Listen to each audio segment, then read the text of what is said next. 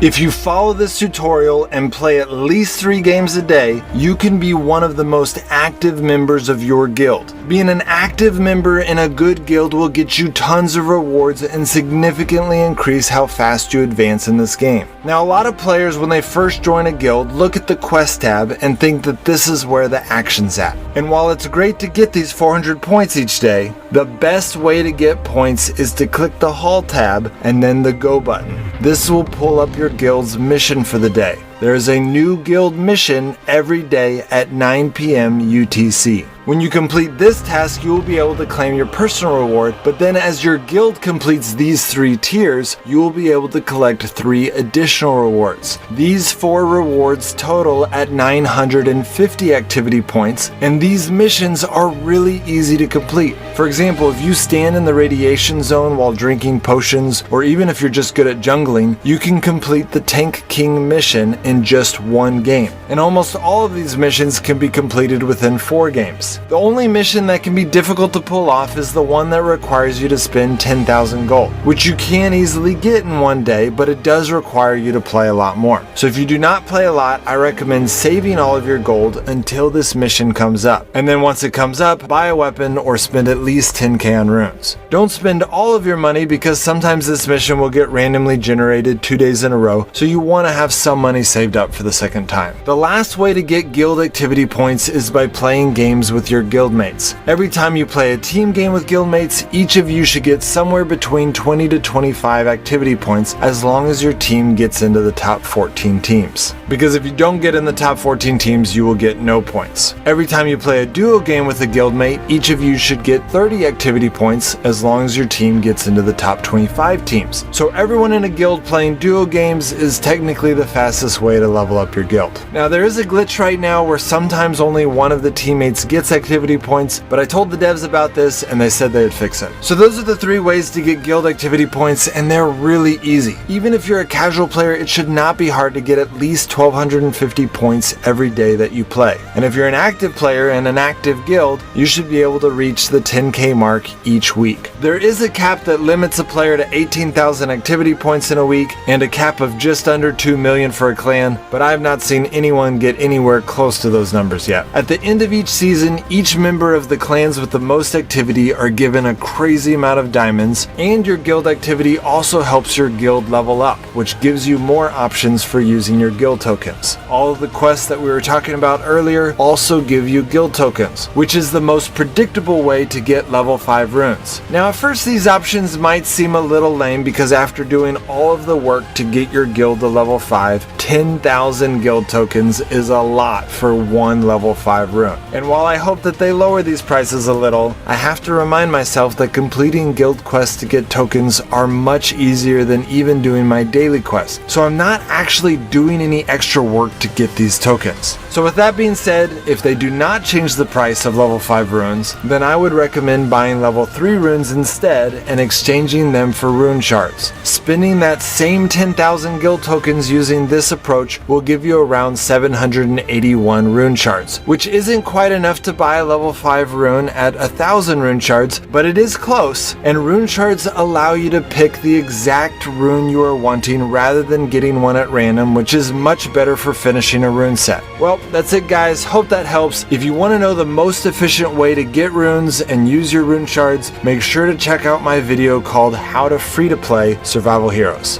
Alright guys, I'll see you next time.